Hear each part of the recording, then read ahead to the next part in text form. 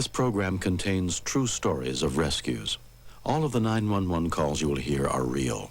Whenever possible, the actual people involved have helped us reconstruct the events as they happened.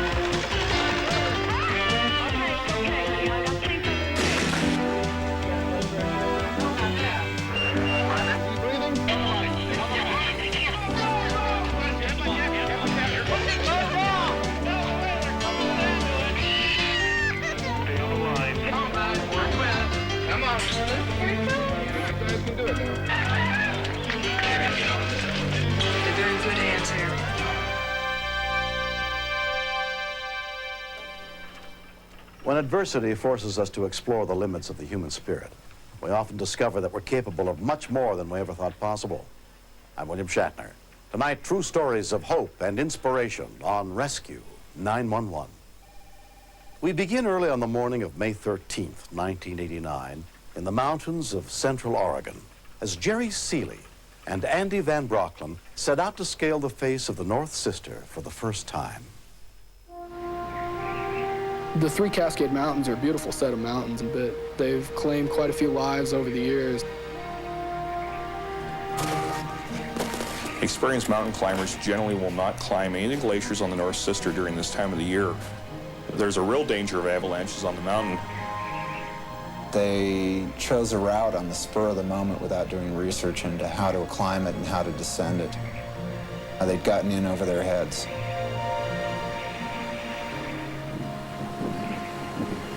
Twice is worth it, isn't it? We went out on a buttress and sat down and ate lunch, and that was incredibly enjoyable. It was just wonderful to sit there. At that point, we were both completely exhausted, and it was very late in the day, and we decided that we wanted to get down as quickly as possible. They made their way over to a different glacier, which they thought would be less steep and easier to descend. It's pretty steep, Joe. I knew that we were going to have a difficult time getting down, whichever way we got down. We decided that Jerry would belay me partway down, which is a technique used so that if I fall, he'll be able to hold me using the rope. One more.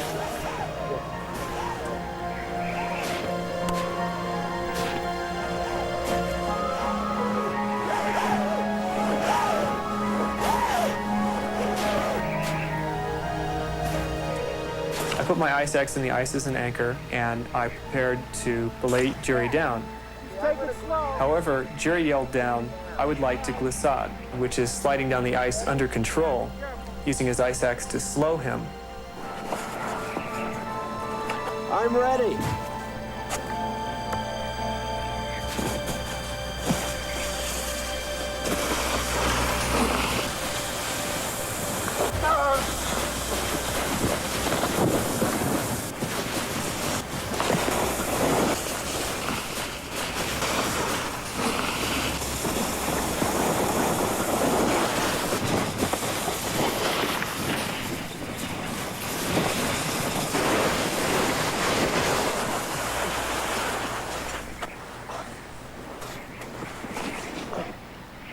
I put my hand to my face and drew it away, and it was covered with blood.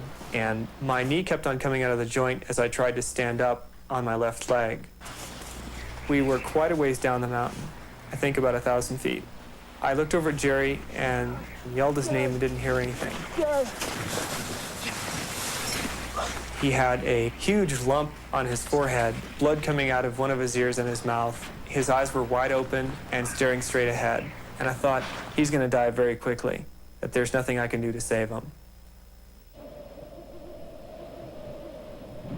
Refusing to give up, Andy made his way down the mountain and walked all night with a dislocated knee to try and find help. At dawn, he flagged down a ride to the Deschutes County Sheriff's Department, where Sergeant Greg Brown was on duty. Most people that are involved in accidents If they are not killed immediately during the incident, they will die of hypothermia or exposure. And knowing that here we had an injured person that had spent 17 hours on the side of a glacier, there was a very good possibility that we would not find him alive.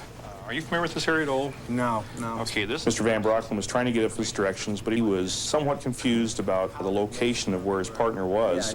I think Collard Glacier. Jerry had been lying injured on the mountain glacier all night, exposed to freezing temperatures. Okay, well, his buddy said he left him on a 45-degree slope, so we ought to be able to cruise right up the glacier here and see him. The Air Life crew included flight nurse Jim Monroe. You see anything at all, Al? No, not yet. We flew over the area 3 times and didn't find any sign of him at all.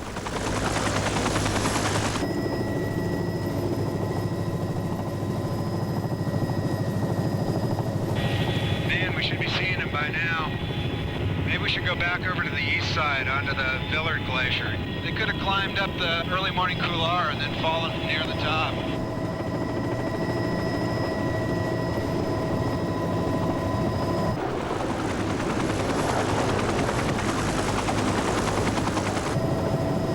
Okay, there he is. Look over there in the center of the glacier. That him laying right there? We spotted the climber, but he wasn't moving at all. You see any movement on him? No, I don't see any movement yet. On the second pass, we saw him move his leg, and so we knew he was alive at that point.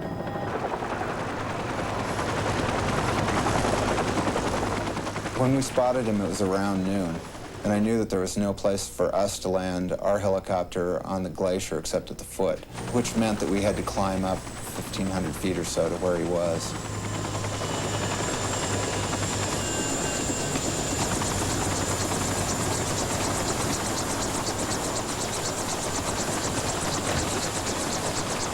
The Deschutes County Search and Rescue Unit was also mobilized to help with the evacuation. Among the volunteers who responded was Caleb Cordell. I was a high school student when this happened. Myself and a couple other of my schoolmates that were in the search and rescue group, we had all trained with search and rescue on glacier trainings for a couple of years, but this was the first major rescue that we'd gotten to go on. I think it would be daylight. We're going to be caught in daylight when we get out of here. Time was of the essence. He had been there 18 hours. And we knew just from the time frame and the conditions that the mountains would be in that he wouldn't survive another night. So it was either now or never.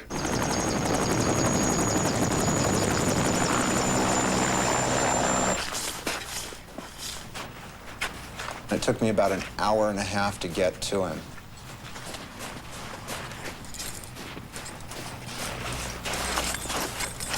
How you doing? Talk to me. How you doing? I asked him how he was, and he didn't respond at all. He just kept moaning. Wake up! Wake up! His friend, putting him on the sleeping mat and covering him up with the clothing that he did, kept him warm enough overnight that he did survive. I think otherwise he would have been dead. Those steps good enough, Leonard? Yeah. A little late. It was probably a 55 degree slope, and that's extremely steep. The area had been constantly avalanching 2 to 3 days before, and when one part of a slope avalanches, the rest of the area around it is pretty unstable. The chances of being caught in an avalanche were pretty good. Yeah. Get his pack off here. Over here, Leonard, I'll cut him. Get the sea collar on him. Okay. How you doing? Okay. Here you go. We put a cervical collar on him to help secure his neck. And we found his helmet lying there in the snow, and it was just shattered like an eggshell. It was incredible. Okay. I thought he could die from his hypothermia before we got back to the hospital. And I was really worried about how cold he was. We loaded him onto the helicopter, started giving him warmed, humidified oxygen in the back of the helicopter to warm his core temperature up. I started a large bore IV on him to give him fluids because I knew he was dehydrated and cold. Jerry Seeley was airlifted to St. Charles Medical Center, where Dr. John Bell measured his body temperature at only 85 degrees. When your body temperature drops in the mid-80s, life becomes a crapshoot. people's hearts can stop beating without warning at that point.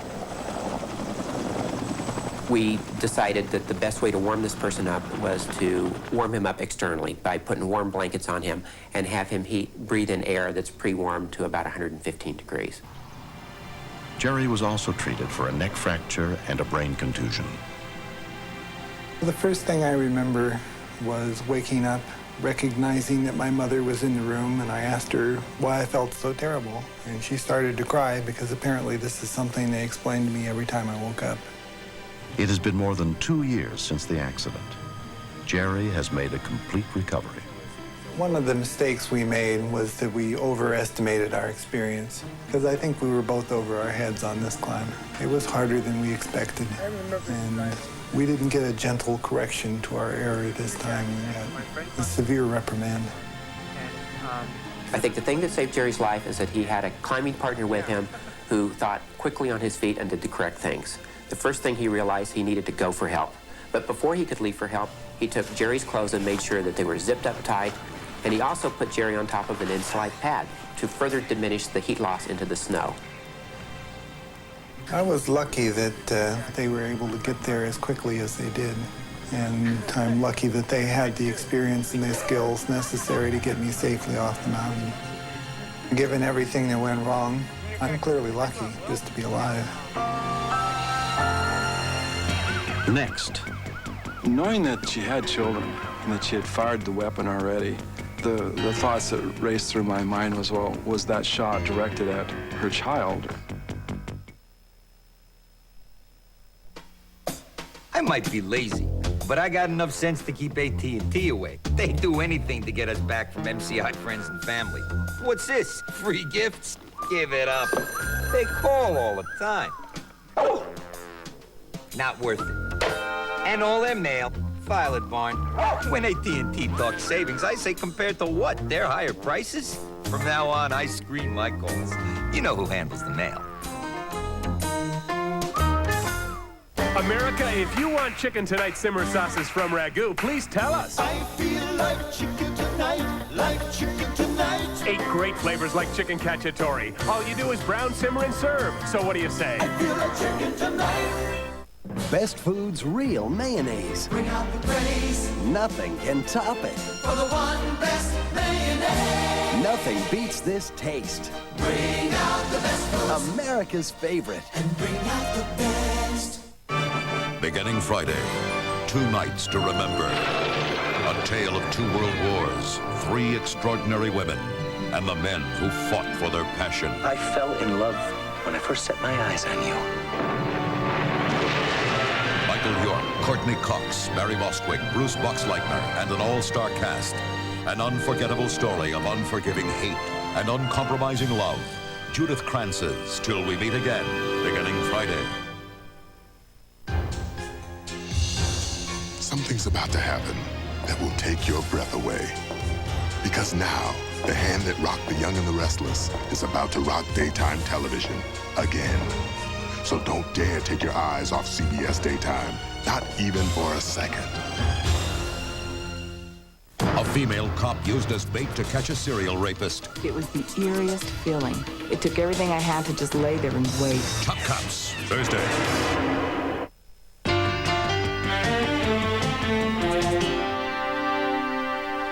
The end of the year holidays are traditionally a time of joy and celebration, but they're also a time when many people find themselves overwhelmed by feelings of loneliness and isolation.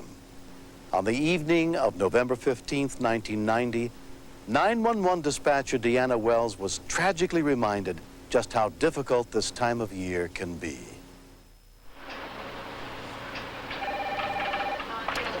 (911) I need Kalama PD, please. Do you have an emergency, sir? Yeah, this is emergency mental health. Okay, what's the problem there? I have a report from a Randy Hurst at Recovery Northwest that one of his clients is at that house with a 22, and she's very suicidal, so. It's a female? Yeah. I've taken like a suicide prevention class, but this was different. They had a loaded weapon in their hand. What is the girl's name? Melissa. Melissa? Right. 5:51 p.m. The Cowlitz Sheriff's Department is notified of the situation by a dispatcher listening in on the call. Suicide with a .22 caliber pistol. One shot's been accidentally fired already. One shot, a suicide, and one shot's been accidentally fired. Yep. Is the guy dead? No. First thought is, well, welcome to night shift. Here we go. 2 deputies and a sergeant were immediately dispatched to the house where the woman lived 18 miles away. Kalama and medics' ambulances were also sent to the scene.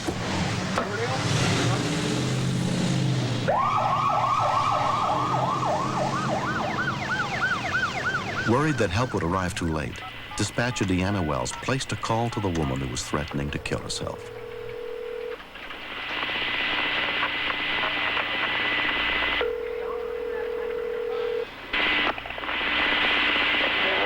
Hi, is this Melissa? Yeah. This is the Cowlitz County Sheriff's Office. Are you okay? Huh? Did you take something? No. You sound like you're kind of groggy. Is there something wrong? No. Are you there alone? Yeah. Can I help you with anything? I just want to know if you're fine. I'm fine. Have you been drinking? I'm fine. Melissa, What the fuck does it matter to you? Well, we're concerned about you. We need to know that you're okay. Yeah, right. I'm fine. My girls are fine. 911. She said that she had 2 kids, and I know how I feel about my kids. And I thought if I could make her think about her children, maybe she wouldn't go through with that. This is a scary situation. Knowing that she had children and that she had fired the weapon already, the thoughts that raced through my mind was, well, was that shot directed at her child or one of her children? And then in an attempt, if she's going to take her own life later. Is your husband there? No. Thank God. Are you guys having a problem? No. Thank God. You what? I'm crazy. Okay. And why do you think that? Because I am an addict. I am an alcoholic. Codependent. Whatever else you want to name. I mean, I'm sure I should make it second category. Wait a minute. Melissa, what'd you do with the gun? It's right here. I blew my husband's plant away. You blew what? My husband's plant. Plant? Yes. Yes. I didn't realize this gun was that powerful. So you shot your husband's plant up? Yeah, I thought it was on safety. Uh-huh. You know, the way it's cocked, and he told me it was on safety. Well, all you do is pull that trigger and blow anything wet. Now she knew what it felt like to fire the gun. She knew what it was going to sound like. Maybe that was the scary part for her, was to pull the trigger. Now she knew what it felt like. You want to know if I've been drinking? Yeah. Yeah, I've had 1 or 2. 1 or 2 drinks? Yeah. Sitting here at home. Melissa? What? Why don't you make a contract with me? What's that? It just means that you won't hurt yourself for 24 hours. That's it. No. Well, wrong. Melissa, hey, look, I know. Lady, I don't put you down. Honestly, I don't. I know. I'm sure you deal with a lot of bullshit, and I give you credit for that. But lady, you don't live with what I got to live with. I realize that. Okay. You don't. You do not deal with what I got to deal with every day. And I'm not a very strong person. Deputy Ron West and his partner were the first on the scene. We have a lot to think about when we approach a dark house, especially when we know that a weapon's already been fired. Well, Brad, there aren't any lights. We didn't know she had actually shot herself, had taken her life at this point.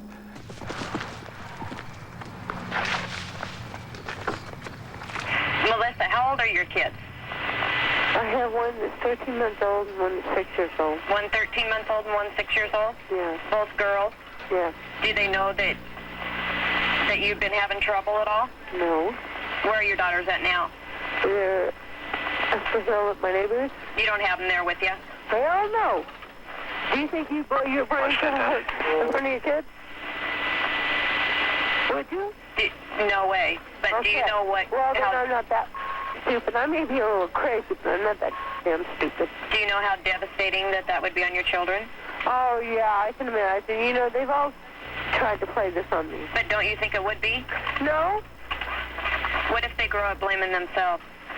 Oh, I'll leave a note. Do I have to leave a note? What good would that do? It wouldn't make any difference to them. Let them know it wasn't their fault. They would still blame themselves. That no. Maybe... It's not their fault. But they may grow up thinking that. This stems from things that's happened in my past, things that I cannot deal with. I'm crazy. Manic depressant is crazy. You know what? But manic depressant is treatable. Well, it is treatable. You know, that's what I thought to begin with. I think there was a time where she didn't want to hear any reasoning because she had already thought through and made a plan and came up with her solution, and that was what she was going to do. I just want to help you. Yeah, right. Listen. I'm a stranger you've never met before. That's fine. Do you care about me? Yes, I do. That's why I do this job. Are you there? When we continue. At that point, I really felt that she was going to shoot herself. It's caught. Listen to me. And it's ready, sweetheart. Okay. And here. Don't do it. AT&T Reach Out America customers will soon hear 40% more laughter. Their memories will be 40% brighter. And their smiles will be 40% warmer. Because calls made from 5 to 10 p.m. on your June bill will be 40% less than AT&T standard rates for customers with an evening discount. 40% off on calls to everyone. And 40% less means 40% more to share.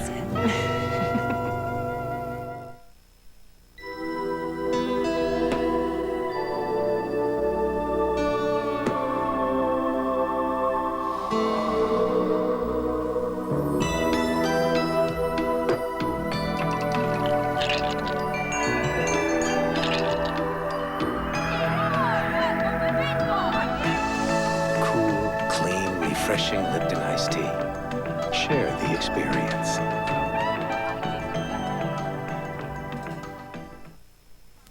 Hi, I'm Barbara Lawler of Sears Brand Central, and right now count on great prices on top brands during our once-a-year Carnival of Values. And here's just a few examples. Our Kenmore heavy-duty large-capacity washer is just $328.88. Matching dryer just $258.88.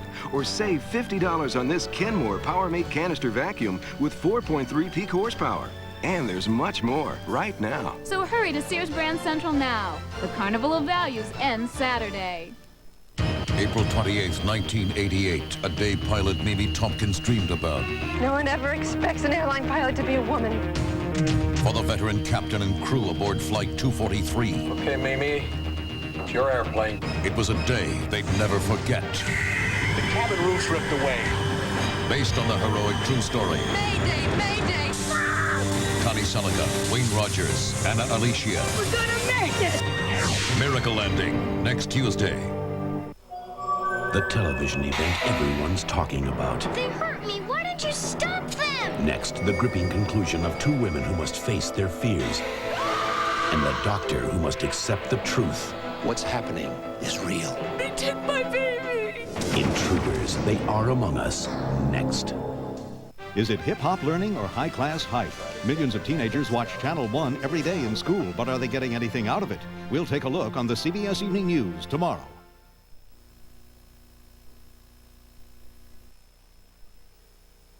The period between Memorial Day and Labor Day is the peak season for alcohol-related traffic deaths, but we have the power to change that. We can choose a designated driver.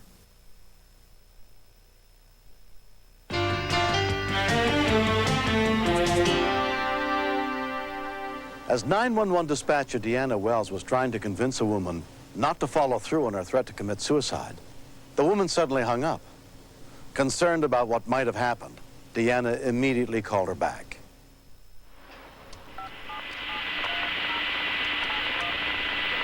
When she first hung up the phone, I didn't think about it. I just called her back, and I was going to continue to call her back until she either took the phone off the hook or just wouldn't answer it.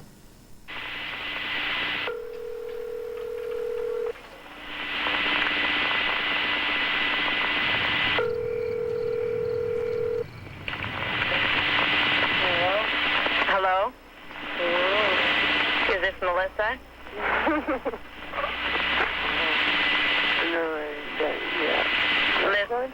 What? Melissa, what do you want? I want to know if you will talk to my deputies and go to the hospital with them. No. Why? No, because I don't need to. It's what?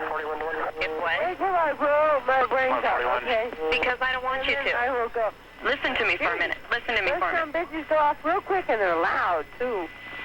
Listen, my deputies are outside, and they want you to step outside with your hands up in the air. I don't have anything, so I'll see you later. Before I even said it, I just knew it wasn't a good time to say that. You know, now she remembered who I was and why I called, and that there's people outside that might not let her go through with her plan.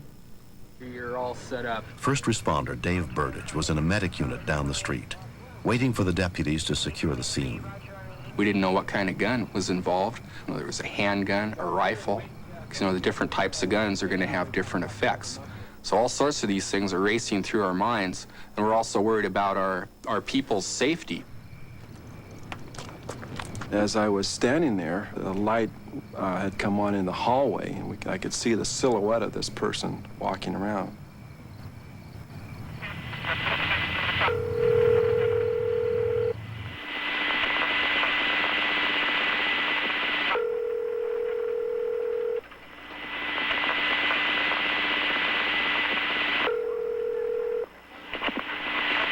Hello?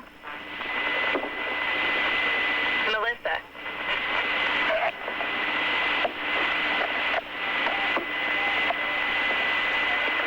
Look, do you want to hear this? Listen to me for a minute, okay? Are you that sick? Do you want to hear? Where'd it go? I don't. Where'd the gun go? I don't want to hear it. Where'd the gun go? And I remember thinking, I just hope that she left it in another room, or that she won't be able to find it. And at that point, I really felt that she was going to shoot herself. Where'd the gun go? Listen to me. There it is. Listen to me. Listen It's to me. loaded. It's cocked. Listen to me. And it's ready, sweetheart. Okay. And him. Don't do it. She shot herself. Brad, that was a gunshot. Let's go. Door's locked. Now, I didn't know if she was still armed or if she was shot one of her children or what. I didn't know for sure at this point what the situation was. The gun's over here. Let's get the gun out of the way. Okay. Gun's out of the way. She had shot herself right over the navel area. And so immediately had Brad Thurman get the aid crew on their way up there as fast as they could come. 141. Yeah, this is Deanna at the comm center. Yeah, one. It's a waste, you know, there's just other answers. Hang in there. Aid crew's here now, okay? What do we got? Gunshot, stomach. It's gunshot. Not wouldn't too bad right now. Stomach, what kind of gun is it, you guys know? 22. What's her name? Melissa. Hi, Melissa, how you doing? Let's lift her forward here, guys. I checked her pulse, and I pulled her forward a little bit, looking for an exit wound in her back. And there was no exit wound, so the bullet was obviously still inside of her. My concern at that time was the internal injuries could have been caused by the bullet. Very serious area right there with all of the vital organs. You know, a person could bleed to death very quickly. Melissa was loaded into the ambulance and rushed to St. John's Hospital, 20 miles away.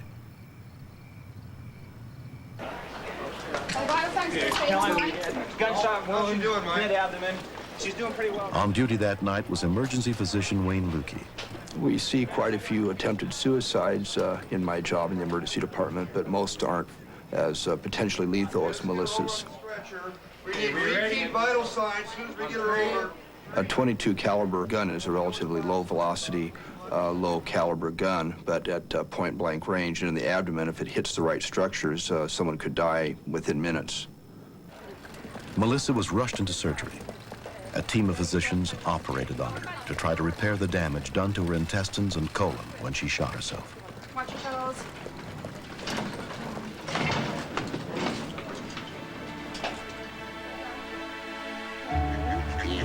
In the 6 months since the incident, Melissa has begun to come to terms with her life.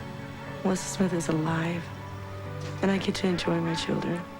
And that, to me, is a reason to live, to be with my children. I love my children dearly. This is one of the rewards that I have as a law enforcement officer is to see the good results, the fact that the person did live. And so it brings a smile to your face and makes your heart feel real warm. Oh, did you love Mom? There's just so many people to thank. And, I don't know how I'll ever thank them. Deanna is very special to me. She played a very important part in my life. I would like the chance to say thank you. Recently, Melissa got that chance. I think Melissa saved her own life. Nice to meet you. I feel like maybe I was there with her, going through a hard time. Come on in. From what I know, I caused her a lot of grief, but she didn't give up. She kept calling back. It's like she really cared. And I'm thankful for her. I'm thankful 911 had her there. I think people out there that are contemplating suicide, they should talk to somebody. You were strong. It doesn't even have to be anybody they know. And I think that people around them should listen. Since the incident, Melissa's doctors have changed her medication. And she's encouraged by the improvement in her condition. For somebody that is manic depressant, it's hard to deal with. I want anybody out there who's going through what I went through to keep trying, to not give up, because there's somebody out there who cares. And life is worth living. It really is. I think there's a lot of people out there that would only dream of having what I have. And I almost lost it. I love you. Love you too. Oh, my good girl. Next. We could hear a dog whining, but the smoke at that time was getting too thick, and we couldn't stay in there any longer.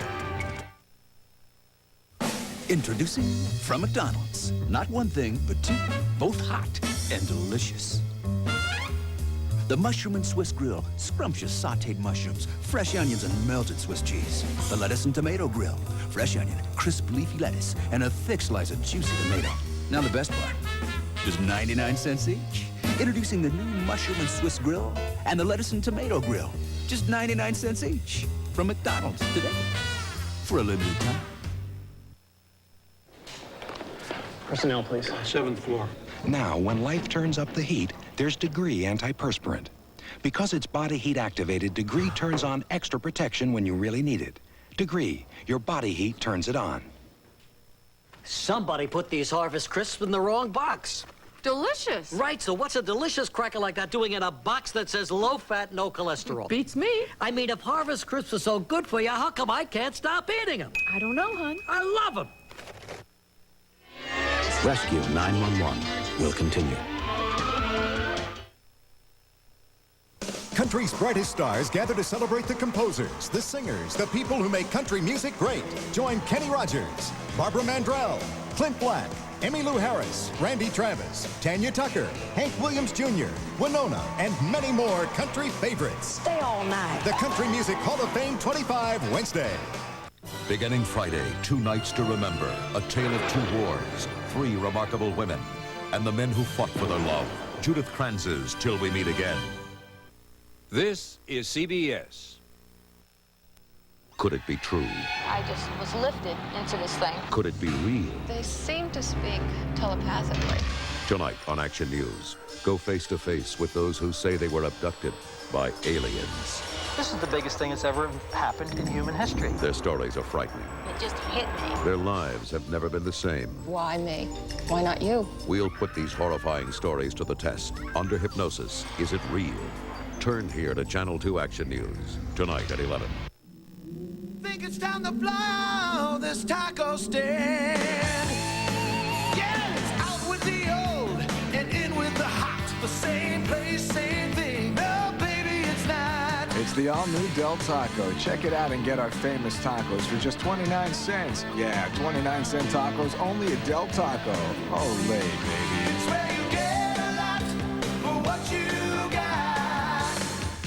Del Taco. JFK and the two-bullet theory on Nightcast at 11.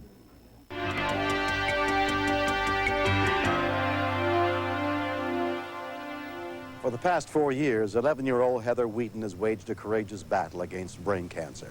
Despite numerous operations, radiation therapy, and the loss of much of her sight, she continues to inspire everyone in the small farming community of Vandalia, Illinois, with her strength and will to survive.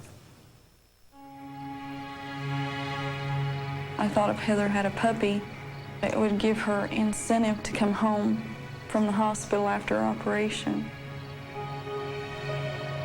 But to me, he wasn't a very pretty dog, but he was like something she'd pick out. And she said, I didn't pick this dog out. He picked me out, so he loves me. Thank you, Mama. I lost 3 guinea pigs and 1 dog. It meant a lot. All those animals meant a lot. And when I first saw Boomer, he sat on my lap and he looked up at me with those black eyes and like, let's go home. It may seem real hard to understand why a dog would mean so much to a little girl and a family. But when it's an incentive for someone to live as long as they can live, then it's like a gift. On December 29th, 1991, Pam and Todd Wheaton were going out, so they had arranged for Heather to spend the night at her grandparents'. Boomer still was a little pup, and he piddled on the carpet, so I'd make them pin him up in the kitchen.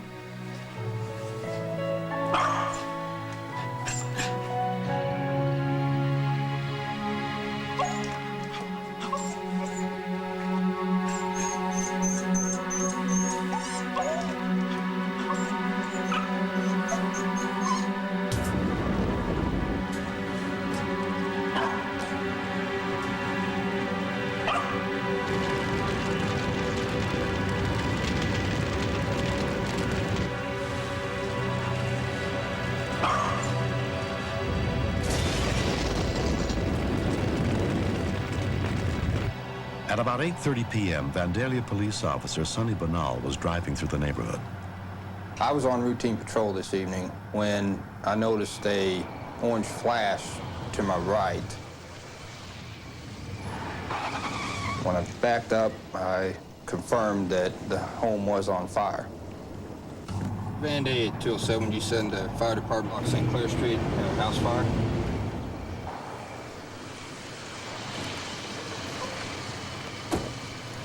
First thing that went through my mind was that I needed to try and see if somebody was in there. A firefighter who lived nearby heard the report of the blaze and rushed over to see if he could help. What do you got, Sonny? I think there's people inside and I couldn't get the door unlocked. Want me to kick it? Go ahead. Anybody in here? Fire department. We confirmed that no one was in the home, but we could hear a dog whining. But the smoke at that time was getting too thick, and we couldn't stay in there any longer. So for our own safety, we then got out of the home. Within 7 minutes of the call, the Vandalia Volunteer Fire Department arrived at the scene, including firefighter Gary Blurton. When we first arrived, the smoke was bellowing out of the house. It was very, very thick, very, very black. One of the firefighters came out of the house and said that he had heard whimpering of the dog inside the house. I have a dog of my own, and I know that they are part of their family. So I knew that we were going to make an attempt to try to find that dog for the family, if at all feasible. We did make a search of the living room and the front part of the house to try to find the dog. But it was unsuccessful. We couldn't find him. A neighbor called Heather's grandfather, Harold Tidwell, hadn't told him about the fire. Okay, I'm on my way up there. Bye. When my grandfather told me that there was a fire in my house, I thought, Boomer, oh no, Boomer. And all the way over to my house, I thought, I don't want Boomer to die. We all know Heather's illness, and I think it just made it that much more of a plight to try and save the dog for her. When I first heard there was a fire, my first thought was about Boomer, because I can replace material things. But I felt at that moment, Heather can't lose this dog. We can't lose this dog. Heather has lost enough. As soon as the fire was contained, the rescue workers went back in to search for Boomer. Upon seeing the dog, I believed the dog to be dead, and I didn't feel there was any hope for it. They immediately carried Boomer outside and assessed his condition. His pulse was very rapid. He was unconscious. He would not respond to any painful, what we call painful stimuli. We couldn't get him to respond at all. This dog had very little chance of survival being in the conditions that he was in. How was I going to tell a little girl who's dying herself that her dog had died? That was her friend. And when you take something like that away from a terminally ill child, sometimes they lose the incentive to live. And I wasn't ready for that. Firefighter-paramedic Mark Ponzel was also on the scene. I'd heard of this dog CPR being done before from another paramedic that I work with. So I cuffed my hands around its mouth, held its mouth closed, and blew through its nose. Come on, Boomer. Come on, buddy. All the time he was giving Boomer mouth-to-snout resuscitation, I was petting Boomer on his side and talking to him. I was saying, Boomer, come on, buddy. You can do it. Come on. Try hard and live for Heather. Gary, what you got? The ambulance arrived, and we got some oxygen and used a pediatric mask and gave it oxygen through a pediatric mask. The turning point seemed to be when we gave the dog the 100% oxygen. His respiratory pattern seemed to pick up.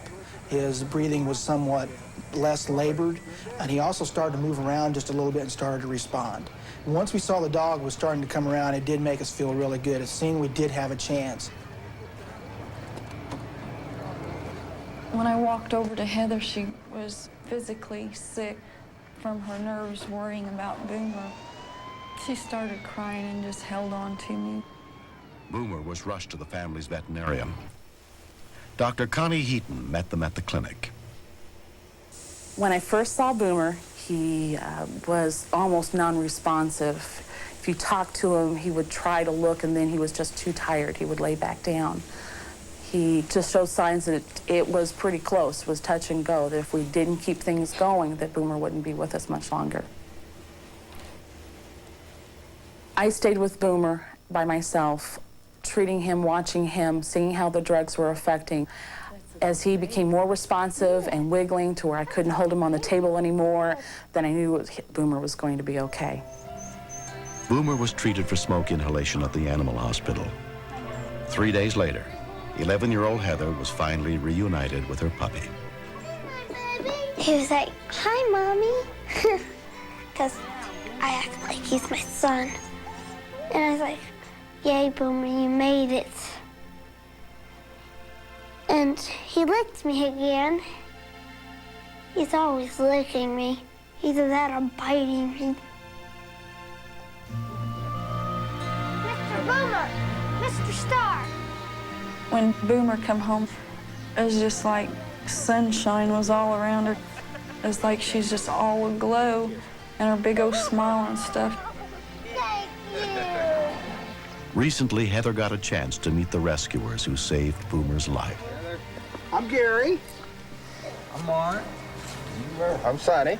When we saw Heather after the rescue, it almost brought tears to your eyes when you saw her around Boomer. She was very appreciative of what we had done, and it meant a lot to us to see her playing with that dog, that you could see in her eyes that that dog meant a lot to her. We saw the importance of what we had done, and it made everything worthwhile. I take a lot of jokes about the dog giving it mouth to snout. They bark at me, and that's okay. If the situation came up again, I'd do the same thing again. He's teething real well. Yeah. The men that saved Boomer, I think they went over the line of duty. You know, they didn't have to, but they did anyway. Today, a lot of people don't go that extra mile for somebody, and they did. They went that extra mile for a little girl. And I'll always be grateful for them. They're real special people to us, and they always will be. Thank you guys for saving Boomer. I'm very, very proud of the men that helped Boomer. If they didn't help Boomer, Boomer wouldn't be here today. I should find a nice thank you card and send them. That's what I should do.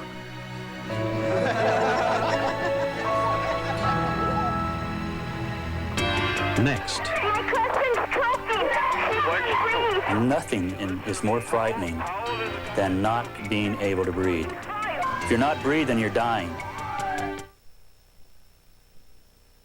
Your free trial pair of AccuView disposable contact lenses could be love at first sight. This is the lens of my life.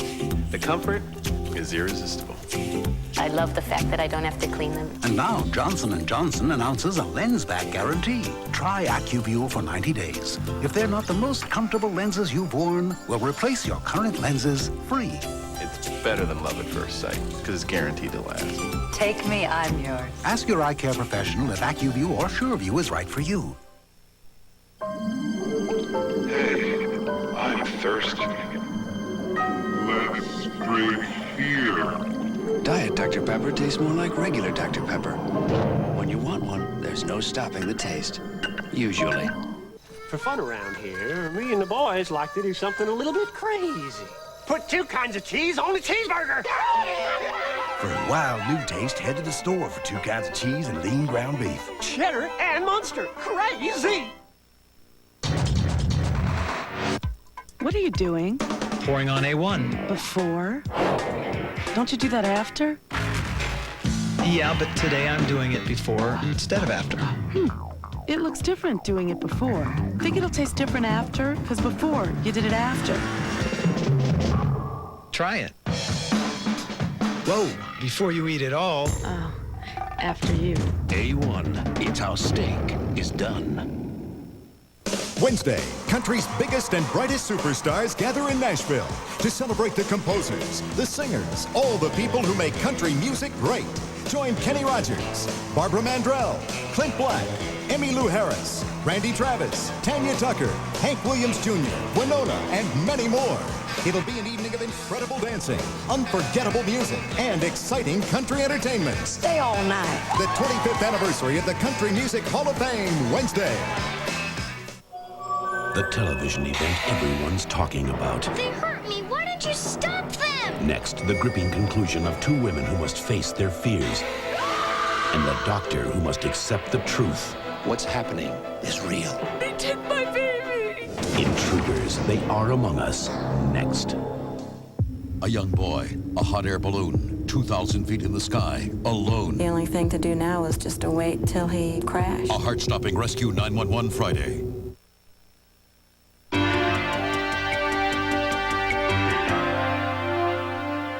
As parents, we'd like to think that our children know what to do in an emergency, but we often don't find out if they do until it's too late.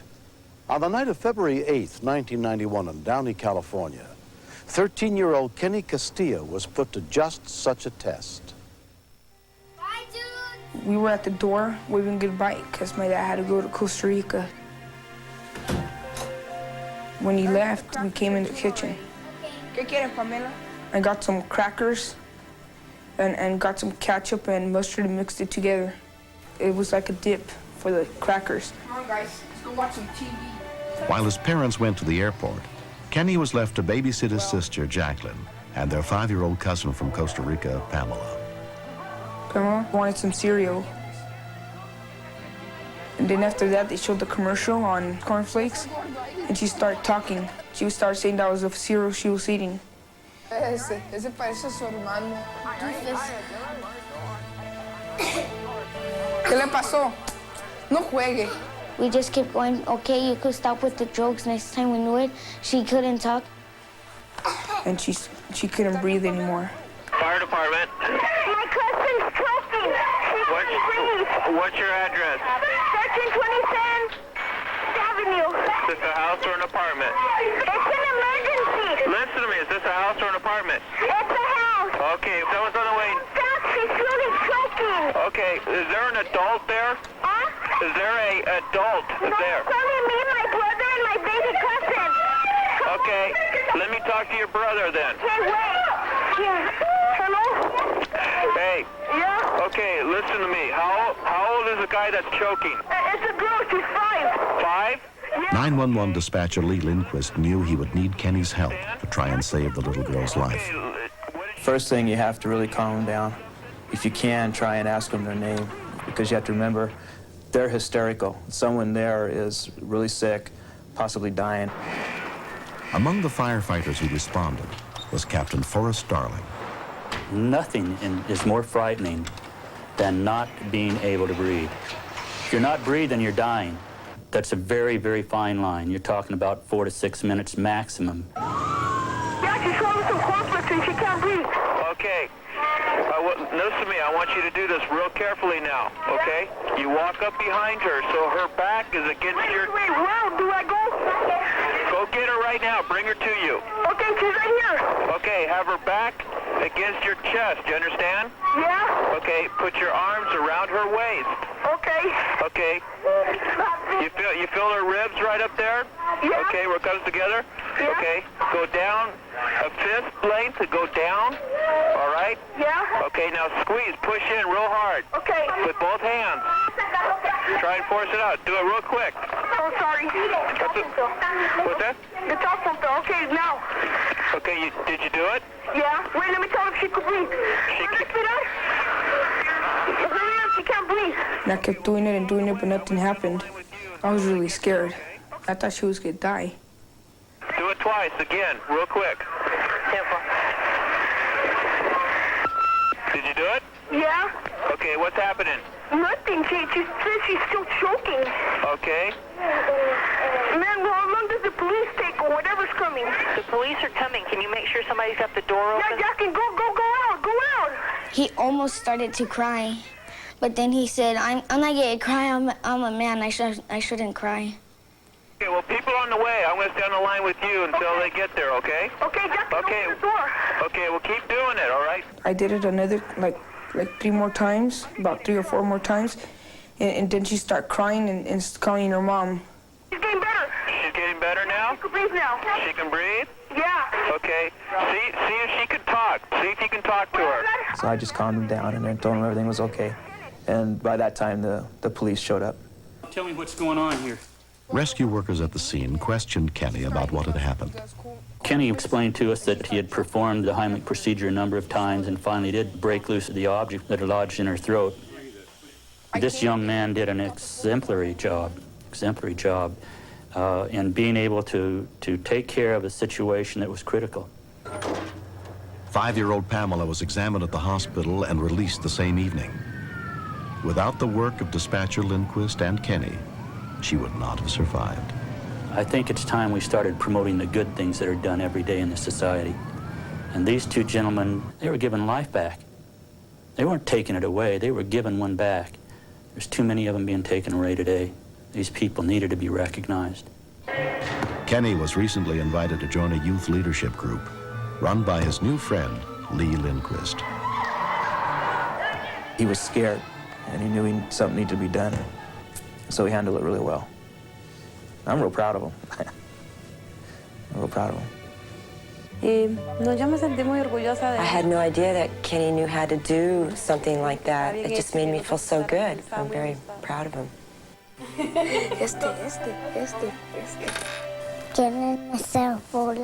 Kenny saved my life. I think as she grows and matures and learns about how close she came to death, that her love for this young man that went through an ordeal with her will grow. But she was doing fine, and that's the plus at the end of the story. Whoa!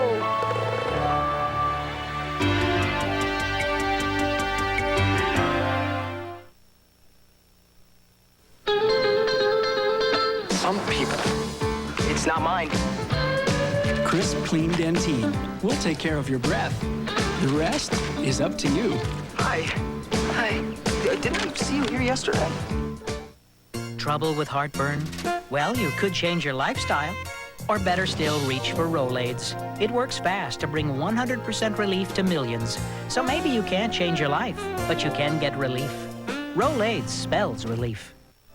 There's more than new looks to the '93 Ford Escort. There's a whole new way to buy an Escort, because these 4 Escort LXs all share one low price, $10,499. The 3-door, 4-door sedan, 5-door, and wagon all have air conditioning, AM/FM stereo, power steering, power mirrors, and more. 4 Escorts, one price. Now buying an Escort's as easy as owning one. Have you driven a Ford lately? A tragic accident forces this woman through a shocking change. Kathy, 1 gram Solu-Cortef, stat. Now, can she ever become the same woman her family once knew? Her personality, everything else will be the same as your wife.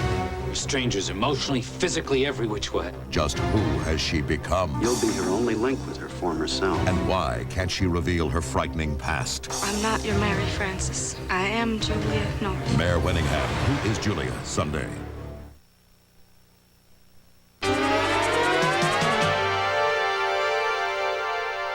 When a life is on the line, we can't leave anything to chance. We need to know who to call. If your community does not have 911, learn the emergency numbers for your area and post them by each phone. This series is dedicated to all the men, women, and children who are there to help us when we need them most. I'm William Shatner. Join us again next week for more true stories on Rescue 911.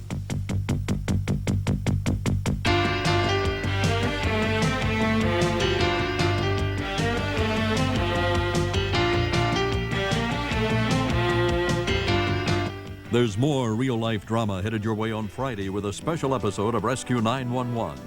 And now the government says this is not happening, but the facts can't be ignored. It's the incredible conclusion of intruders they are among us. Richard Crenna and Susan Blakely star. From now on, you will believe.